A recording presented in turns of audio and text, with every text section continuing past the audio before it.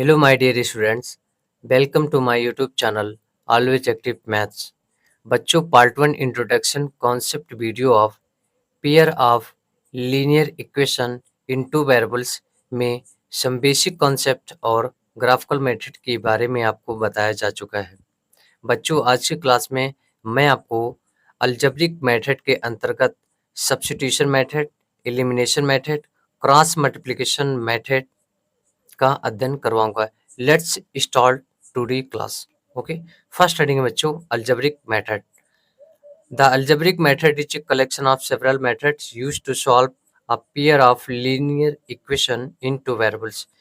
Linear equation into variables की प्रश्नों को सॉल्व करने के लिए अलजेब्रिक मेथड का इस्तेमाल किया जाता है। अलजेब्रिक मेथड के अंतर्गत बहुत सारे मेथड आते हैं। To obtain accurate solution of equation algebraic method are use. Accurate solution प्राप्त करने के लिए हम क्या करते हैं बच्चों? अलजेब्रिक मेथड का इस्तेमाल करते हैं। ग्राफिकल मेथड का भी इस्तेमाल हम करते हैं pair of linear equation into variables के प्रश्नों को सॉल्व करने के लिए, लेकिन ग्राफिकल मेथड से हमें एक्यूरेट वैल्यू प्राप्त नहीं होता है।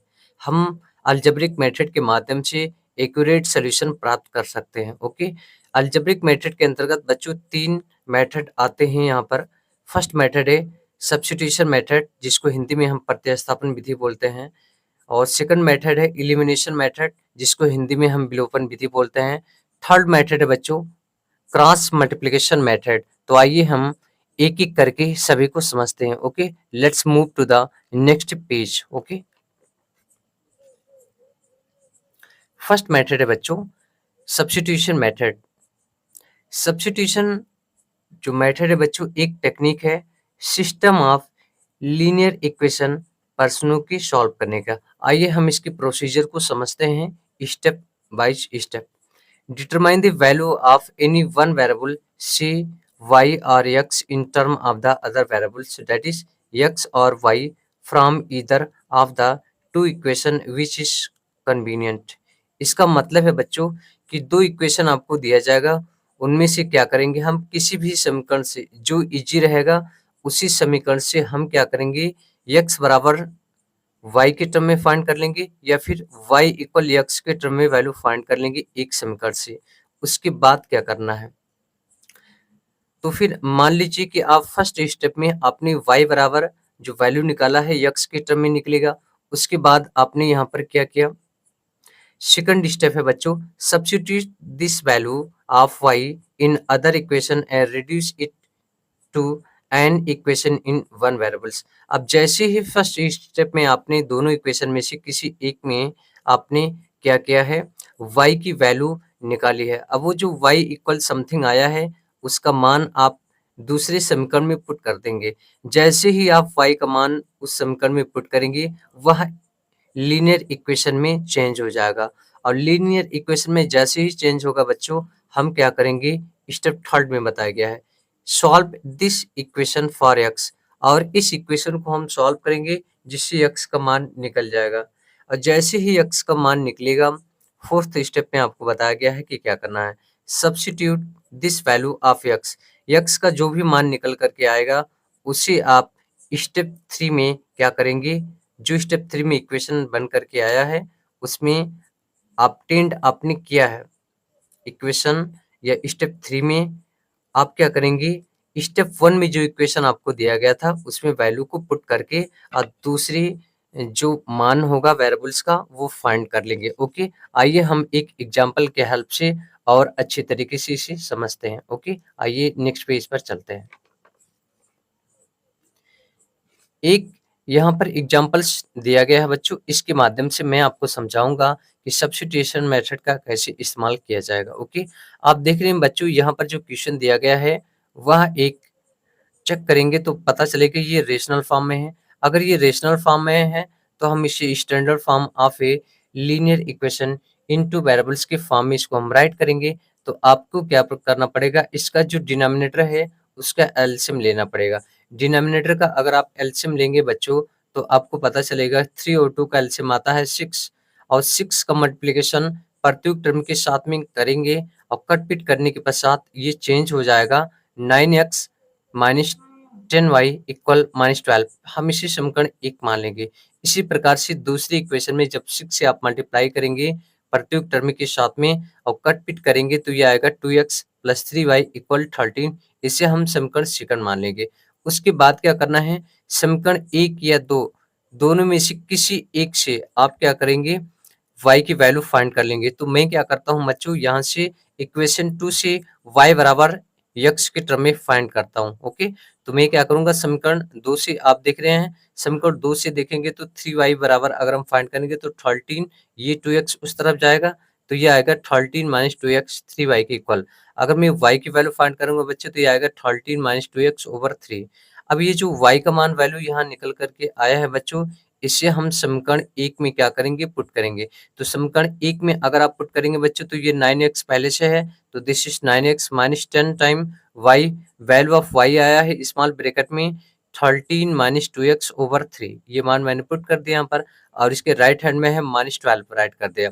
अब यहाँ पे 3 है बच्चों, है ना, अब इसका एलसीएम लेना पड़ेगा, है ना, तो इस 3 का मल्टीप्लिकेशन होगा 9 के साथ में तो ये हो जाएगा 27x माइनस इस -10 का मल्टीप्लिकेशन अंदर करेंगे तो -130 आएगा, प्लस -10 का मल्टीप्लिकेशन होगा बच्चों -2x में तो ये आएगा +20, और इधर इस जो 3 आया इसका मल्टीप्लिकेशन इसके भी साथ में होगा तो ये आएगा -36, लेकिन इसको हम ट्रांसपोजिशन जब करेंगे बच्चों तो ये आएगा +36 इक्वल 0।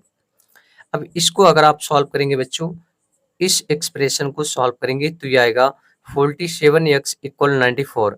47 से अगर 94 को कट करेंगे बच्चों तो x का मान क्या आएगा 2। यहाँ पर जो x की वैल्यू 2 निकल कर आई है, हम इसे समीकरण 1 में पुट करेंगे तो फिर वैल्यू क्या मिलेगा।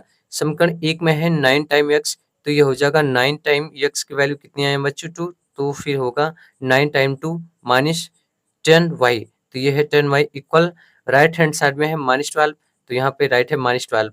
उसके बाद ट्रांसपोजिशन करेंगे, -9 टाइम 2 को उस तरफ लेकर जाएंगे बच्चों तो ये कितना होगा, -12 पहले से था, ये इस तरफ आएगा तो -18, ये आएगा -10y इक्वल -30। जब इसे सॉल्व करेंगे बच्चों तो y का मान क्या आएगा 3।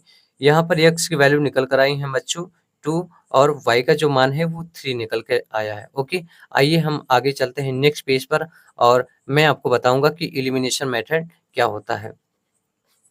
Elimination method. The elimination method is an algebraic technique that gives the exact solution of simultaneous equation. Elimination method एक तरीका है, टेक्निक है, जिसकी हेल्प से हम साइमल्टेनियस इक्वेशन को क्या करते हैं, सॉल्व करने के लिए इसका इस्तेमाल करते हैं। इसका उद्देश्य ये है बच्चों कि हम क्या करते हैं, एक वेरिएबल्स को एलिमिनेट करते हैं, उसका मान निकल करके आएगा तो फिर हम दूसरे वेरिएबल्स की वैल्यू फाइंड करते हैं। इसका स्टेप क्या है ये आपको समझना है बच्चों।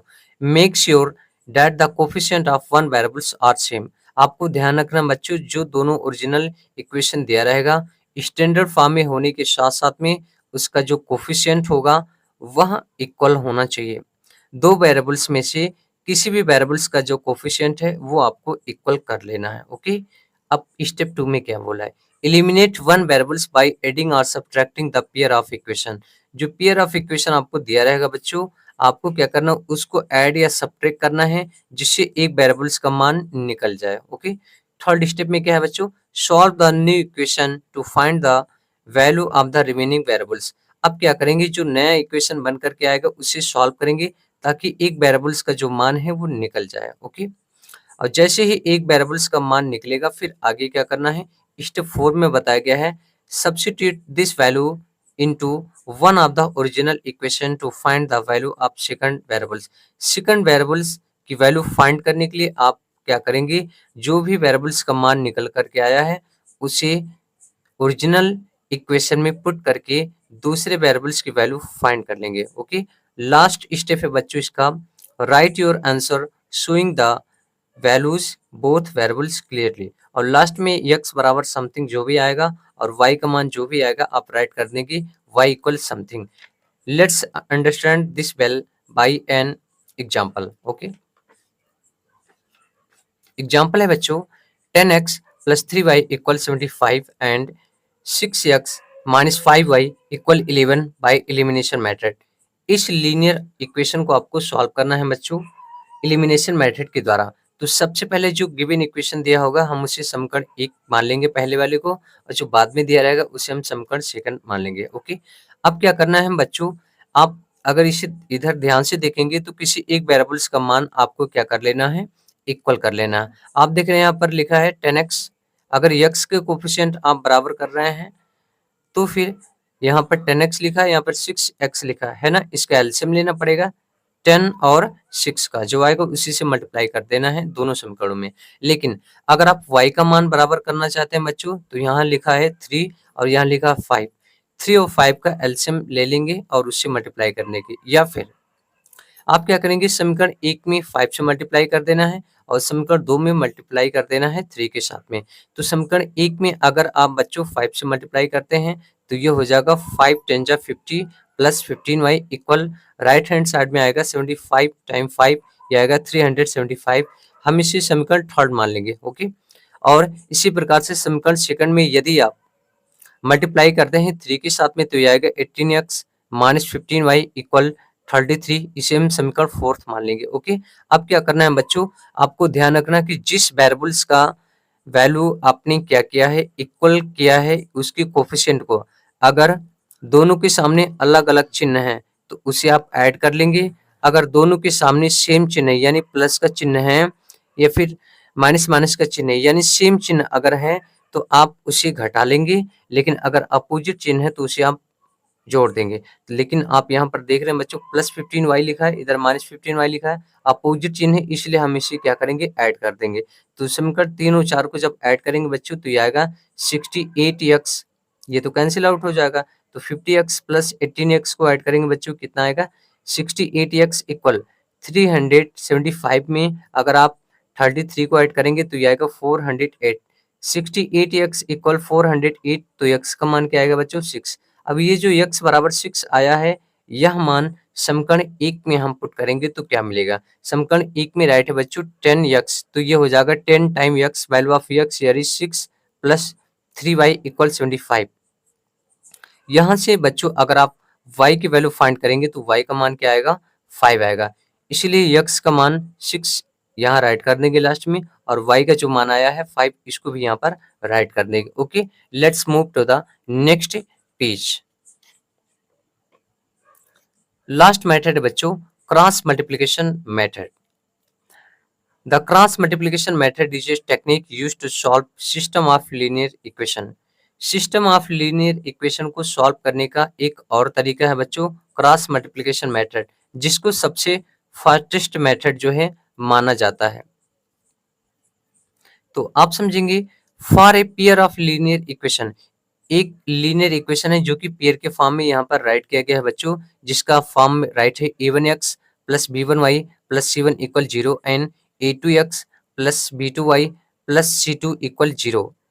अगर इसका सोल्यूशन यूनिक है तो फिर इस फार्मूले का इस्तेमाल आप कर सकते हैं। ओके, x इक्वल है बच्चों न्यूमरेटर में b1 time c2 minus b2 time c1, denominator में है a1 time b2 minus a2 time b1, and y की वैल्यू अगर आपको फाइंड करना है बच्चों तो आप राइट करेंगे न्यूमरेटर में c1 time e2 minus c2 time e1, denominator में होगा बच्चों a1 time b2 minus a2 time b1।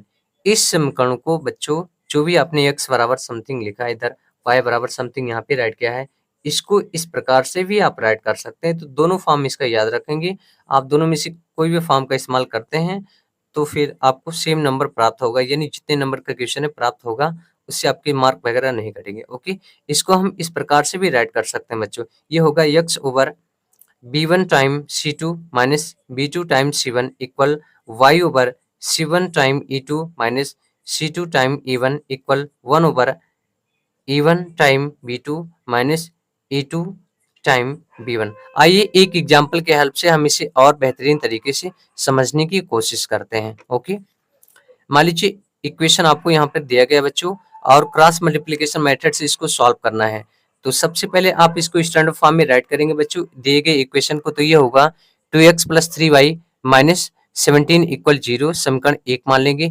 इसी प्रकार से दूसरे वाले को स्टैंडर्ड फॉर्म में राइट करेंगे तो ये होगा 3x minus 2y -6 equal 0। Okay, cross multiplication method का इस्तेमाल करेंगे बच्चों, तो यहाँ पर है b1 की वैल्यू है बच्चों इस समीकरण में क्या है +3 यानी 3 टाइम, और c2 का मान है बच्चों -6 यहाँ पर, और ये होगा माइनस फार्मूले में होता है b2 की वैल्यू है बच्चों यहाँ पर -2 टाइम c1 की वैल्यू है बच्चों -17, इसको राइट कर लिया। इसी प्रकार से y ओवर c1 की वैल्यू है -17, okay, time a2, value of a2 here is 3 minus c2 की वैल्यू है बच्चों यहाँ पर -6 टाइम, और यहाँ पर a1, value of a1 here is 2 equal 1 over a1, value of a1 here is 2 time b2 की वैल्यू है बच्चों -2 minus a2, value of a2 here is 3 time b1, value of b1 here is +3, ये इधर right कर दिया। जब इसको solve करेंगे बच्चों तो ये आएगा x over -52 equal y over -39 equal 1 over -13। अब क्या करेंगे बच्चों, एक बार x का जो रेशियो यहाँ पर आया है इसको हम इक्वल दिखाएंगे इस कांस्टेंट टर्म के इक्वल, तो इसको जब इक्वल दिखाएंगे तो इसको सॉल्व करने के पश्चात क्रॉस मल्टीप्लिकेशन करेंगे या ये यहीं से कट जाएगा तो x का मान आएगा 4। इसी प्रकार से जो सेकंड वेरिएबल से यानी y, ये भी हम कांस्टेंट वैल्यू के जो रेशियो आया है या कांस्टेंट वैल्यू है उसकी इक्वल दिखाएंगे तो y का मान आएगा 3 और x का मान आएगा बच्चों 4 और y का मान आएगा 3। Okay, please like comment share to my YouTube channel to see more such type of video on my YouTube channel.